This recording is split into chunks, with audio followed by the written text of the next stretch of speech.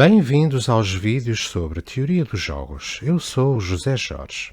Este vídeo apresenta algumas aplicações da teoria dos jogos, que serão convenientes para explicar a sua utilidade. A principal característica que define a teoria dos jogos é a interdependência entre as decisões dos indivíduos. Do ponto de vista técnico, tal designa-se por interdependência estratégica. Os gestores das empresas, os políticos, os legisladores, os advogados ou os trabalhadores tomam frequentemente decisões estratégicas. Decidir de forma estratégica significa ter em conta as interações entre as nossas decisões e as decisões dos outros agentes.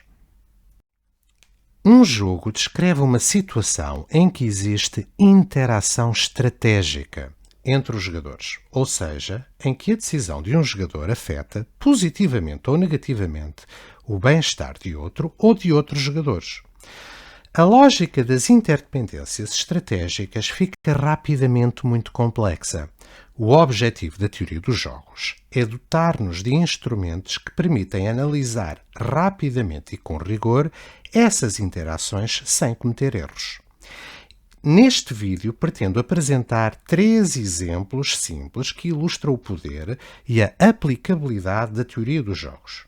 O primeiro exemplo versa sobre psicologia. No estudo da teoria dos jogos existem sempre vários jogadores. É natural ver estes jogadores como diferentes indivíduos ou diferentes empresas que interagem entre si. O que é menos natural é considerar que os jogadores podem representar várias partes pertencentes à mesma entidade. Vejamos um exemplo. A família da minha amiga Emília vive no campo e comprou um cão.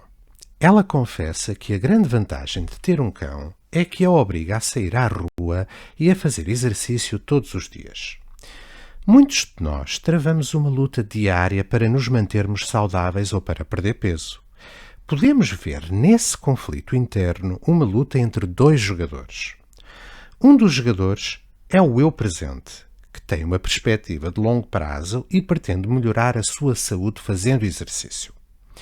O outro jogador é o eu futuro, que vai passar pela tentação de ficar em casa a ver o jogo de futebol, bebendo cerveja e comendo batatas fritas, em vez de fazer exercício. Podemos representar este conflito como um jogo em que o eu presente joga contra o eu futuro. Uma resolução de ano novo, no sentido de fazer mais exercício, é um compromisso do eu presente para se comportar de forma saudável no futuro. Mas é o eu futuro que vai sofrer tentações, sendo tentado a renegar essa promessa. O compromisso do eu presente só funciona se eliminar a possibilidade de o eu futuro renegar a promessa. Comprar um cão é uma maneira de tornar essa promessa credível. Do ponto de vista técnico, comprar um cão é um movimento estratégico que visa evitar as tentações ao eu futuro e comprometê-lo com a prática de exercício físico. A ideia do movimento estratégico pertence ao Prémio Nobel Thomas Schelling. Este exemplo ilustra como a teoria dos jogos também se aplica a casos em que aparentemente só há um indivíduo e em que os jogadores são parte de nós próprios. Vejamos um outro exemplo. Quando Cortés desembarcou no território que hoje se chama México, mandou queimar os seus barcos. Todos os anos pergunta aos estudantes por que é que Cortés tomou esta decisão. A resposta não é óbvia. Ao longo de 2 décadas a ensinar na universidade, não recordo que algum estudante tenha respondido corretamente a esta questão. Do ponto de vista material, a decisão parece um erro, pois Cortés reduziu o seu leque de opções. Por isso, A resposta provavelmente depende de fatores psicológicos. Assim sendo, a pergunta que se coloca é: quem é que Cortés estava a tentar influenciar quando deitou fogo aos seus navios? O povo azteca ou os seus próprios soldados?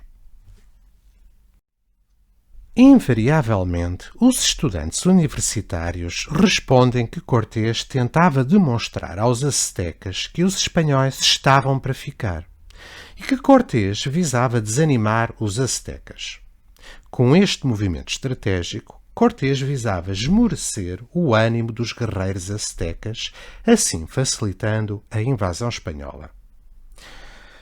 Sendo esta uma resposta perfeitamente lógica, está provavelmente errada. A resposta está errada por várias razões.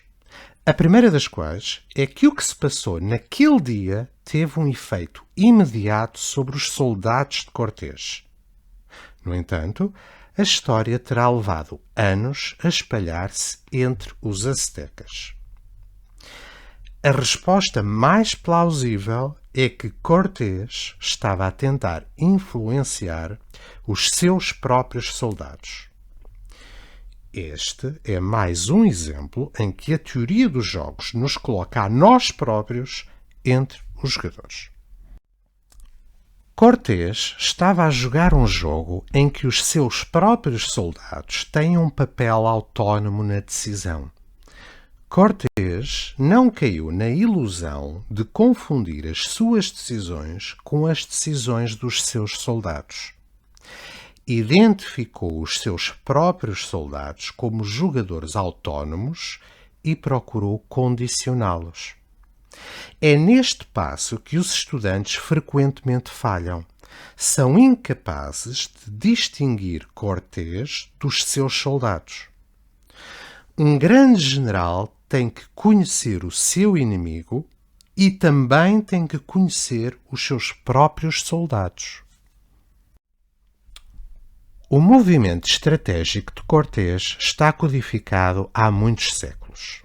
Na arte da guerra, Sun Tzu aconselha: coloque os seus soldados em posições de onde não haja escapatória, e eles preferirão lutar até à morte a fugir.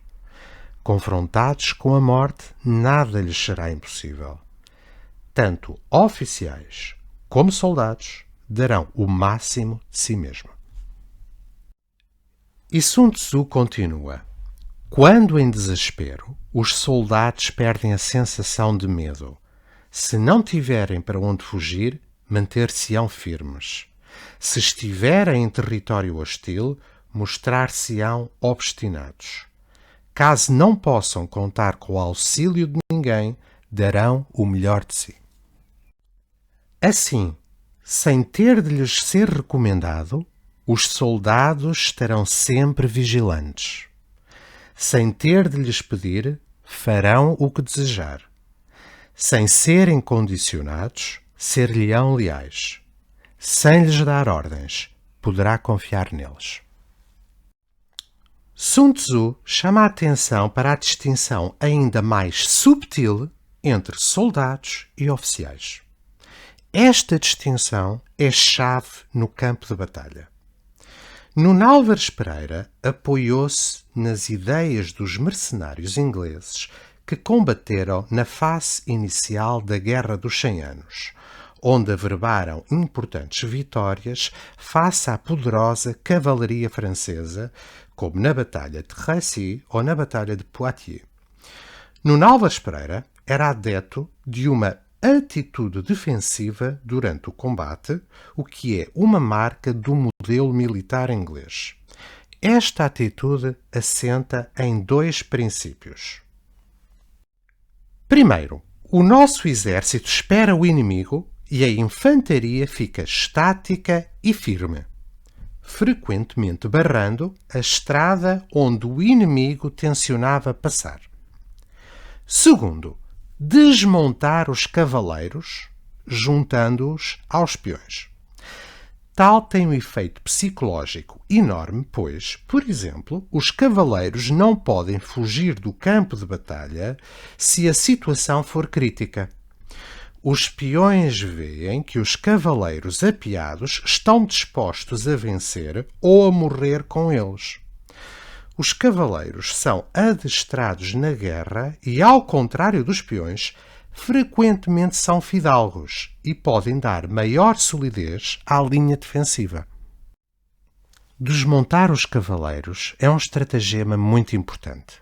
Na Batalha de Canas, uma das batalhas mais importantes da antiguidade, Aníbal Barca derrotou o exército romano, em parte porque a cavalaria romana abandonou a infantaria. Políbio estima que tenham morrido aproximadamente 70.000 soldados romanos em Canas. Na Batalha de Aljubarrota, em 1385, o exército português estava apeado, isto é, sem cavalos. Barrou a estrada por onde o exército castelhano tencionava passar e o exército português tinha os ribeiros Carquejal e Val de Medeiros por trás e em ambos os flancos, impossibilitando a retirada dos soldados portugueses. Enfim, o que posso dizer é que Nuno Álvares Pereira seria um bom professor de teoria dos jogos. Uma nota final. A atitude defensiva durante o combate é muito beneficiada pela utilização do arco longo inglês feito de madeira de teixo. Em Aljubarrota, utilizou-se este arco, cuja técnica consiste em atirar as flechas em chuveiro a uns 200 metros. Um arqueiro inglês bem treinado desde criança atirava 10 ou 12 flechas por minuto, atirando a quinta ou sexta flecha quando a primeira ainda não tinha tocado o solo.